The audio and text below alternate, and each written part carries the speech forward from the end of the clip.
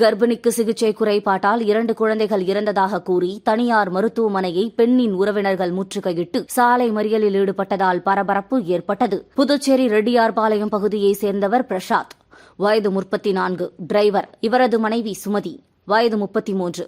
குழந்தை பேருக்காக புதுச்சேரி இந்திரா காந்தி சிலை அருகே உள்ள தனியார் செயற்கை கருத்தரிப்பு மருத்துவமனையில் கடந்த ஜனவரி மாதம் டெஸ்ட் டியூப் முறையில் சுமதிக்கு சிகிச்சை அளிக்கப்பட்டுள்ளது.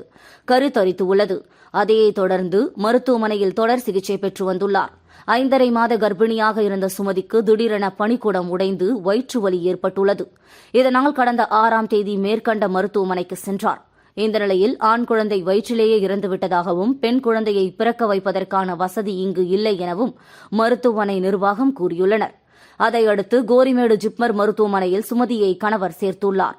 அங்கு சேர்த்த மறுநாள் 21ஆம் தேதி காலையில் வயிற்றில் ஏற்கனவே 2 ஆண் குழந்தையை வெளியே எடுத்துள்ளனர். இன்னொரு பெண் குழந்தையும் இறந்து பிறந்துள்ளது. தொடர்ந்து சுமதிக்கு 1 வாரம் சிகிச்சை அளிக்கப்பட்டு நேற்று முன்தினம் இரவு டிஸ்சார்ஜ் செய்யப்பட்டுள்ளார்.